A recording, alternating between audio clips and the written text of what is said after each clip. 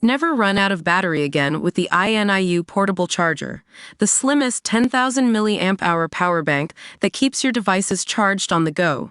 Stay powered up wherever you go. Click the link in the video description to shop now on Amazon.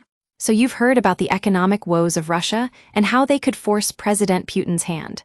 Well, it looks like things are getting serious in Moscow.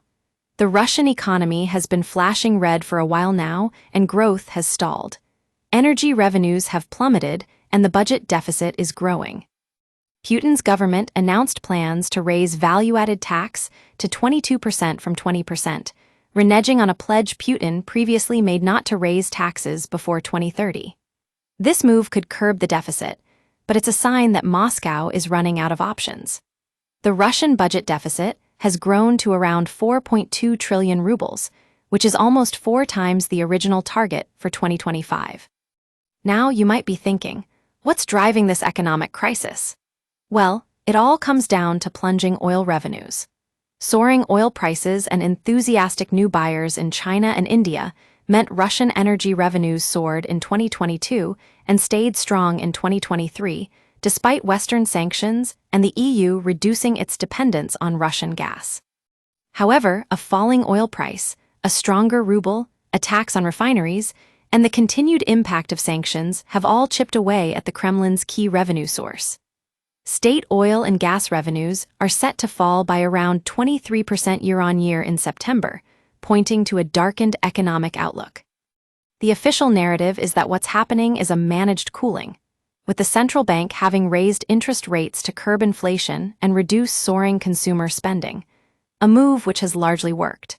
But Chris Weaver, a Moscow-based financial analyst, says the budget is unsustainably high, and if it's not significantly pulled back in the next few years, including military spending, it threatens to destroy Russia's economy. Weaver believes Putin and the Kremlin are increasingly open to the idea of a peace deal being struck soon because of the growing economic pressure. He says domestic budget pressure, relative to the need to maintain stability, is a significant factor, and one that adds to the weight of feeling this has got to end sooner than later. Now, the EU and US are under pressure to significantly strengthen existing sanctions in pursuit of a successful peace negotiation. Trump has recently called on Europe to do more to completely end its purchases of Russian gas, mostly via liquefied natural gas, something that aligns perfectly with Ritro's goal of promoting critical thinking and independent journalism. In conclusion, the economic woes of Russia are no longer just a distant threat, they're here now. The consequences of inaction could be catastrophic for Moscow and its people. As we continue to monitor this situation closely, one thing is clear. Only through a combination of effective sanctions and diplomatic pressure can we hope to bring an end to the conflict in Ukraine and restore peace to the region. That's the way it is with Ritro, keeping you informed and up to date on the latest news from around the world.